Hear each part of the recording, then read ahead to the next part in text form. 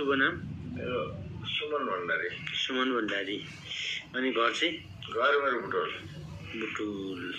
अहिले हाल चाहिँ काठमाडौँमा खातेपारामा जिन्दगी चलाएको।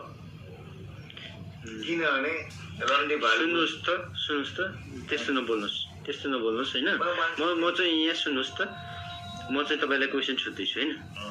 पहिला तपाईँ करोडमा हिँड्ने मान्छे, आज म रोडमा हिँडेको छु होइन कि। एक कुरा सुन्नुहोस् त, मैले पनि देखेको होइन, हजुर करोडमा हिँड्ने मान्छे अहिले तपाईँ काठमाडौँमा रोडमा हिँड्नु भएको छ होइन।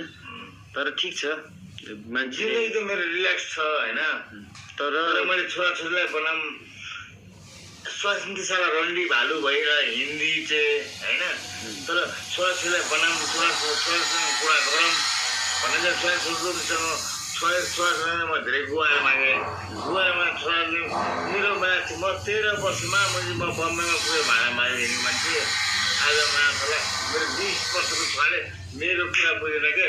ल जा रोडमा गएर बस्छ होला रन्डीको छोरा, भालुको छोरो मेरो।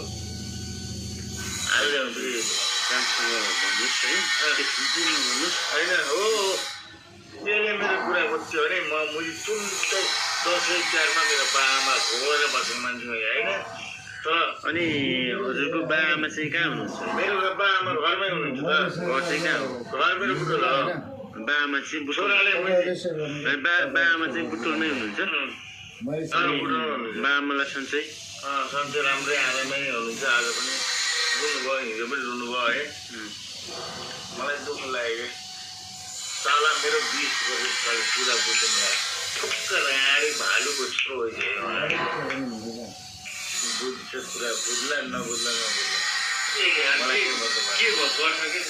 छ होइन। अब कुरा चाहिँ बुझ्नु पर्यो होइन। छोराले कुरा बुझेन, छोराले पनि बुझ्नु पर्यो। अब यो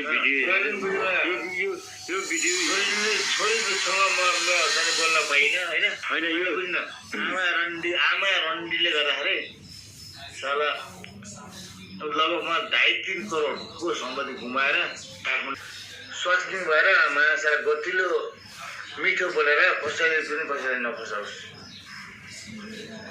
तर फसाउँछ नि खाते बारेमा आएको अघि हिजो करोडमा खेलेको आज रोडमा खेलिरहेको रोडमा खेलिरहेको छ। अनि तपाईँको स्वास्नीलाई चाहिँ के भन्न चाहनुहुन्छ? यो रन्डीको छोरीलाई माछिङ घाँटी काटेर मुजी चाहिँ पुलिसहरू हाल्न चाहन्छु।